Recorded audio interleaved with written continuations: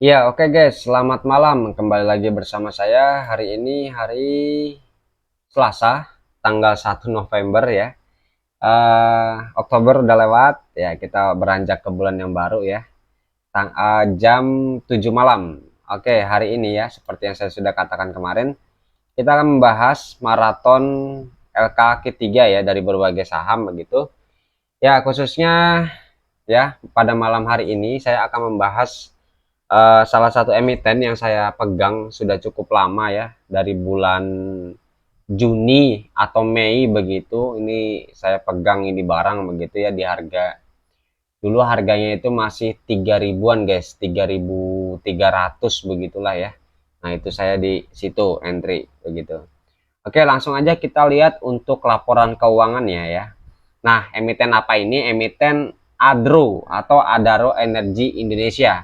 Semalam sekitar jam 2 malam ya saya mendapatkan info atau pemberitahuan dari Stockbit begitu bahwa LKQ3-nya dari Adro ini udah keluar guys ya.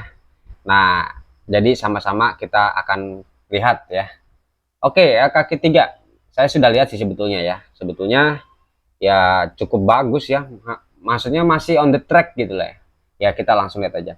Ya, mata uang pelaporannya dolar Amerika USD, kemudian pembulatannya ribuan, oke, tambah 1000 berarti ya. Tapi di sini kursnya nggak ada guys, ya kita pakai yang konversi apa ya? Yang tengah-tengah aja lah ya, yang tengah-tengah yaitu 15.500 nanti. Kemudian asetnya dulu ya guys.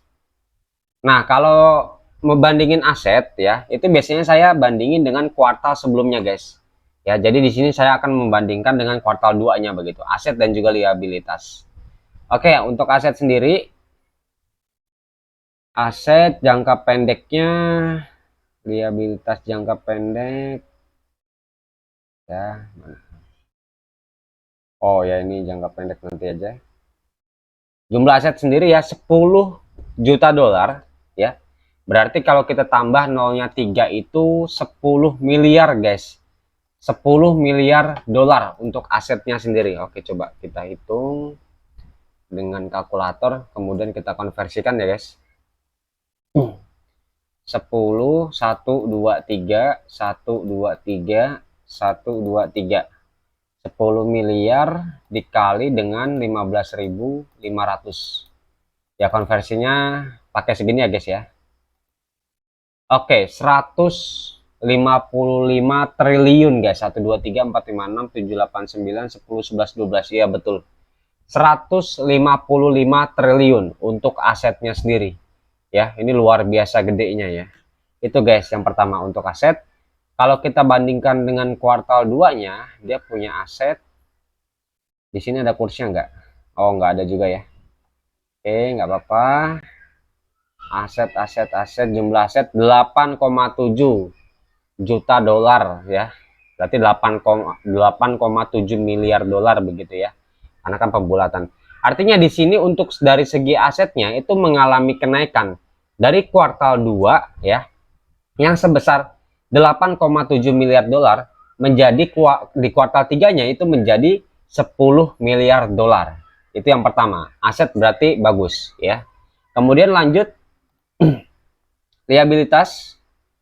Liabilitasnya untuk jangka pendeknya guys. Jangka pendek 1,8 miliar ya. 1,8 miliar. Kemudian untuk kuartal 2-nya ini jangka pendek ya 1,5. Oke, di sini mengalami kenaikan guys ya. Yang semulanya itu adalah 1,5 miliar 1,5 miliar dolar ya di kuartal 2, itu menjadi di kuartal 3 1,8. Ini ada kenaikan sebesar 3 juta dolar ya untuk liabilitas jangka pendeknya sendiri. Oke. Tapi kita tidak hanya analisa dari sininya aja yang mengalami kenaikan begitu bahwa salah saham ini jelek, tapi kita juga harus melihat ekuitas dan juga labanya seperti itu. Kita lanjut sekarang liabilitas jangka panjang. Liabilitas jangka panjang 1,8 untuk yang kuartal 2-nya ekuitas ini 1,7 ya, ada kenaikan sebesar 1 juta dolar guys ya. Oke, ada kenaikan 1 juta dolar. Kemudian jumlah liabilitasnya sendiri kuartal 3 3,7, kuartal 2-nya 3,2 miliar dolar. Artinya di sini ada kenaikan sebesar 5 juta dolar ya dari jumlah total liabilitasnya atau hutangnya. Seperti itu, guys. Oke, lanjut aja. Lihat ekuitas. Fokus di sini. Jumlah ekuitas yang diatribusikan kepada pemilik induk 5,7 ya, 5,7 miliar karena itu pembulatan dalam ribuan atau thousand begitu. Ya, coba. Bentar ya, guys. 5796 203 tambahin nolnya 3, kemudian dikalikan dengan kursnya kita anggap 15.500 ya guys ya. Ini oke, ini 89 triliun ya. 89 triliun. Ini gede banget sih guys ya. Ini gede banget. 1 2 3 4 5 6 7 8 9 10 11 12. Nah, sedangkan dari segi ekuitasnya sendiri ya, itu adalah 89 triliun. Seperti itu ya. Menurut saya dengan hutangnya yang tadi ya, untuk ekuitasnya yang tadi itu belum seberapa guys jika dibandingkan dengan ekuitasnya. Seperti itu ya. Ekuitasnya sih masih positif ya. Jadi nggak ada masalah untuk hutang-hutangnya begitu. Nah, kalau kita bandingkan dengan kuartal 2-nya guys di sini. Kuartal 2-nya untuk ekuitas sendiri 5 ya, 5 triliun guys. Berarti ada kenaikan sebesar 7 miliar. Ya, 7 miliar ya karena ditambahkan 3. Ada kenaikan, oh sorry, bukan 7 miliar, berarti 7 juta dolar guys ya. 7 juta dolar ya. Dari kuartal 2 ke kuartal 3. Betul ya, 5,7 berarti kan 7 juta 796 203 ini dikalikan, oh sorry, ini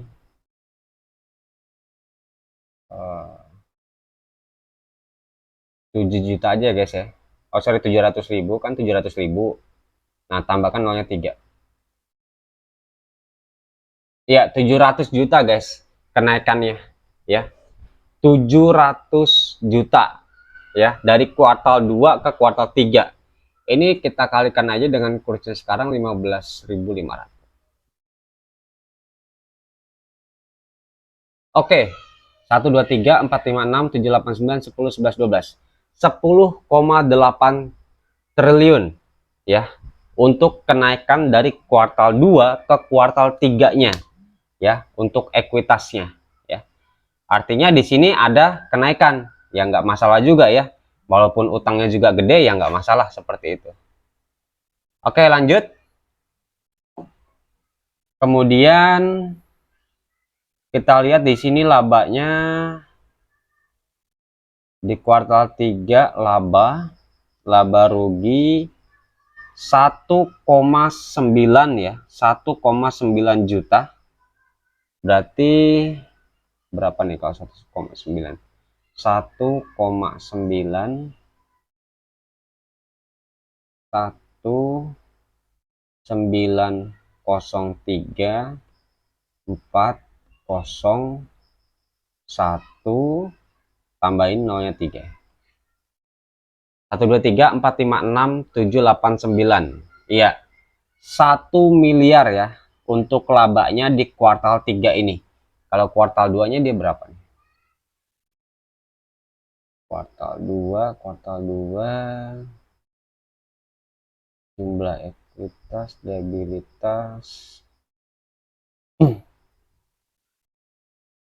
laba ini ya 1,2 miliar guys ya.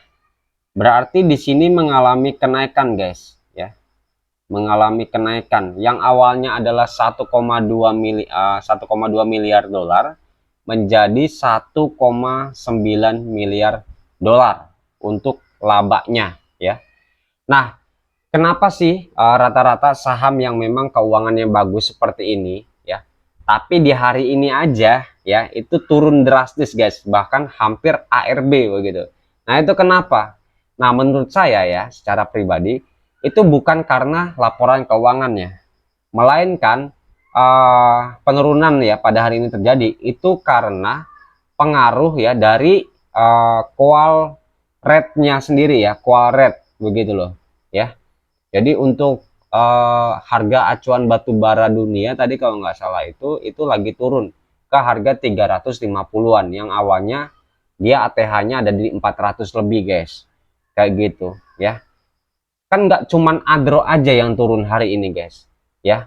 Kebanyakan ya sebagian besar saham batu bara hari ini itu pada merah-merah.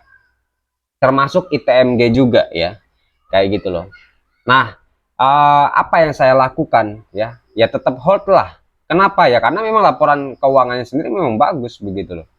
Yang ngapain kita, maksudnya mungkin ada ya, ada beberapa orang yang nge-fear begitu, haki-haki begitu dan segala macamnya. Ya saya nggak peduli. Saya percaya dengan analisa saya sendiri ya, bahwa saham ini atau emiten ini itu laporan keuangannya masih bagus. Kayak gitu ya. Itu sih guys. Oke. Jadi nggak usah khawatir ya. Nah, yang perlu kita lihat di sini kenapa tadi kok untuk EPS-nya sendiri itu mengalami penurunan, guys. Ya kita lihat di sini memang ada penurunan dari revenue-nya. Gitu. Dari kuartal 1 ke kuartal 2 ya. Dan kuartal 2 ke kuartal 3. Kalau kuartal satunya berapa ya? Coba kita lihat. Oh ya, ini kan kuartal, coba kita bandingkan dulu dengan kuartal 3 tahun 2021, guys. Tadi ya, laba-laba. Ya, jelas ada kenaikan ya. Berarti kenaikannya sekitar ya 3 kali lipatnya ya, sekitar 3 kali ya, 3 sampai 4 kali lipatnya ya, kayak gitu loh. Untuk kita, jika kita bandingkan secara years on years begitu ya, secara Q&Q-nya sih di sini saya lihat mengalami kenaikan juga sih guys ya, nggak ada masalah sih ya, itu sih guys. Oke, kalau kita lihat revenue-nya dari kuartal 3, coba ya, IDX.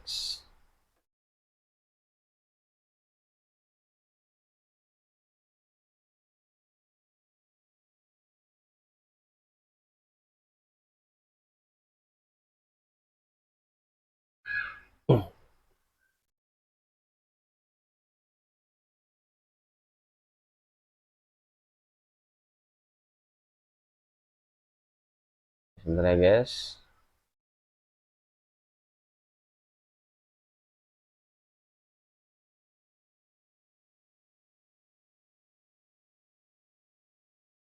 Oke, Adro. Di sini dari kuartal 1 lihat untuk PDF-nya guys. 2021 kita hapus aja. Kita lihat untuk labanya sendiri. Ya, labanya laba ini entitas induk oke. Ya, oke, kuartal 2-nya berapa nih? Kuartal 2-nya 1,2 ya. Kita bulatkan aja ya guys ya biar ngitungnya enak begitu. 1.200.000 begitulah ya. 1.200.000 dikurangi dengan tadi 400 ribuan ya untuk kuartal satunya ya, 446, berarti dikurangi dengan 400.000 ya gitu ya.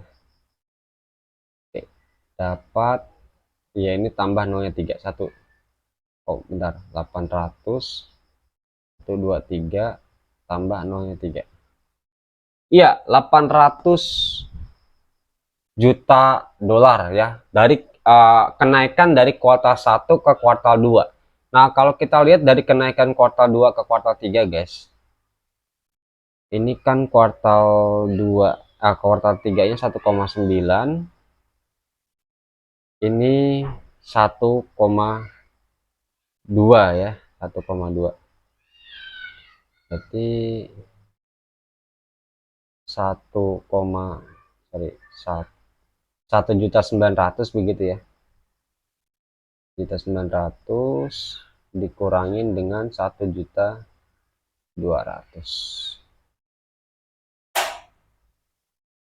dapatnya iya 700 guys ya.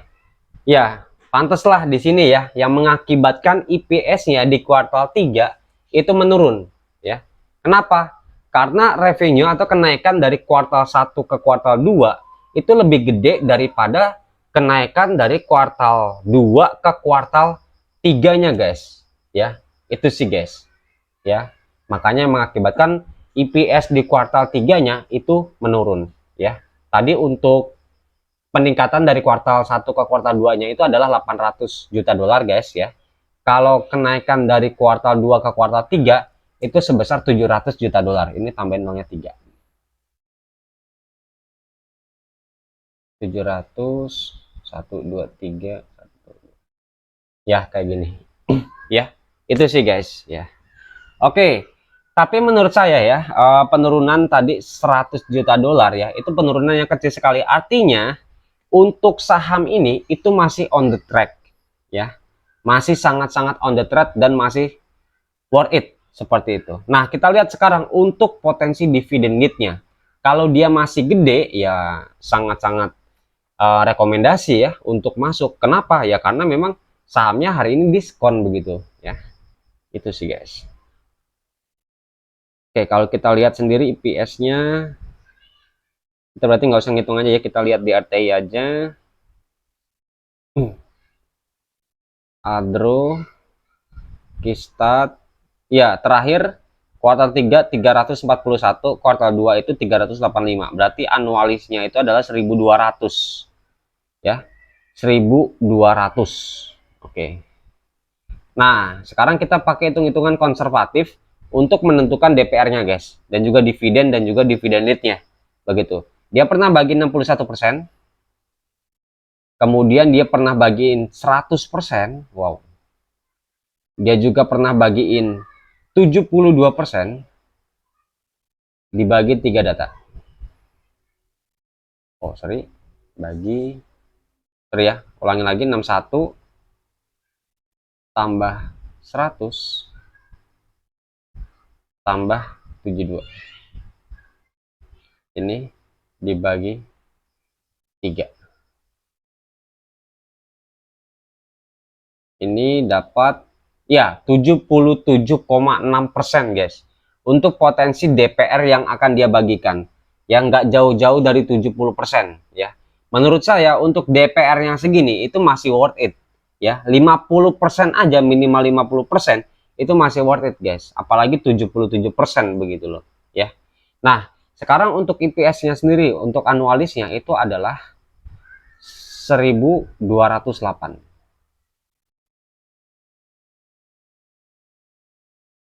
1208 ya, maka didapatkan dividen sebesar ini dibagi 100 ya 938. Dividennya hampir 1000 per lembarnya guys.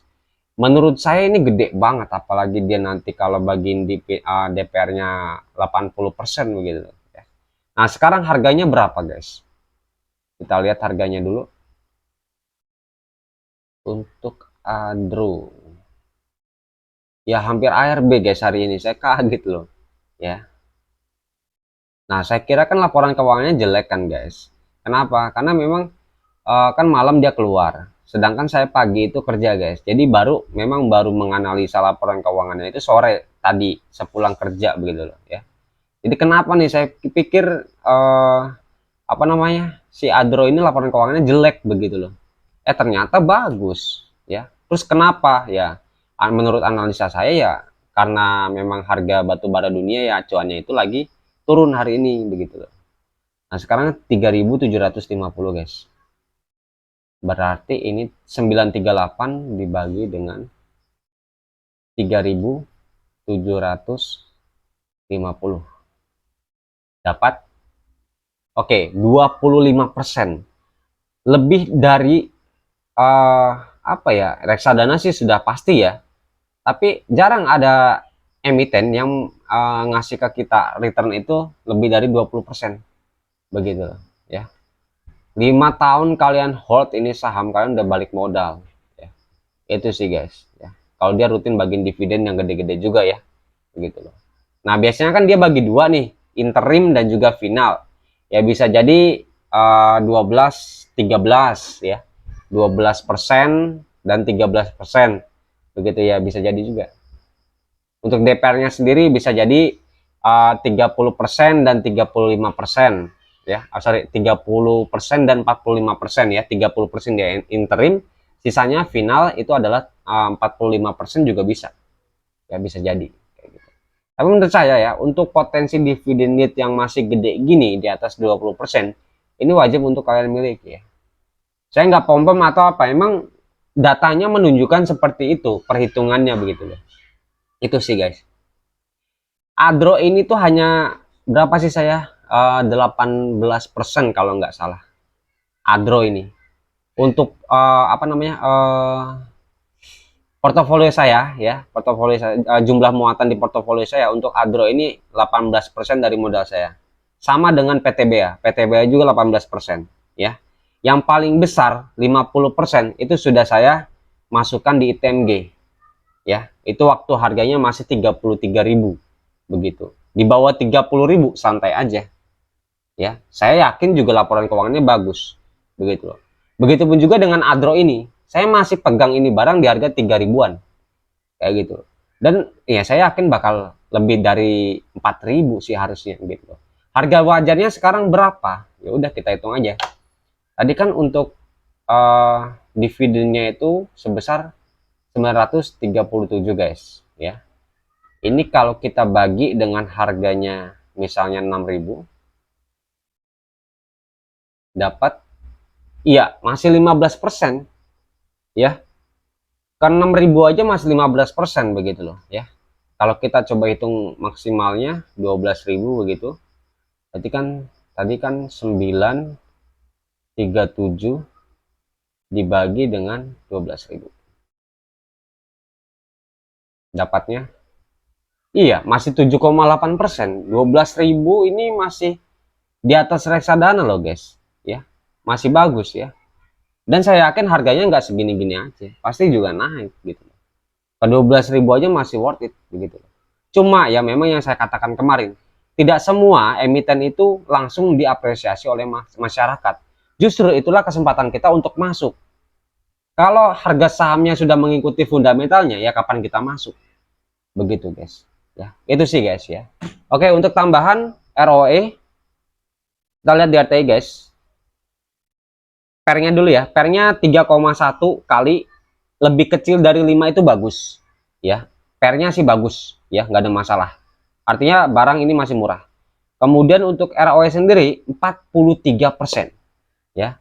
Minimal 20% aja itu udah istimewa banget bagi saya ya. Ya. Kemudian apalagi kalau dia di atas 30% ya tambah istimewa. Nah, untuk Adro ini punya ROE 43% guys. Ya. Itu bagus banget, nggak ada masalah sih saham ini sebetulnya ya. Untuk apa yang terjadi hari ini ya, saham Adro ini merah, ya kan bukan Adro doang yang merah guys. Saham-saham lainnya pun juga ada yang merah. Banyak malah kayak gitu. Ya, itu karena harga batubara acuan dunia yang masih turun. Tapi saya yakin sampai kuartal 4 ya, itu masih bagus prospeknya untuk saham-saham batubara ini. Minimal sampai akhir tahun atau tutup tahun begitu, dan paling maksimal sampai kuartal 1. Nanti kuartal 1-nya kita lihat laporan keuangannya. Masih worth it enggak? Kalau udah nggak worth it ya udah. Ya. Kayak gitu loh. Itu sih guys. Ya mungkin untuk analisa pada hari ini cukup sampai di sini. Jika video ini membantu, silakan untuk subscribe dan juga like ya. Sampai jumpa di lain waktu. See you semua, bye.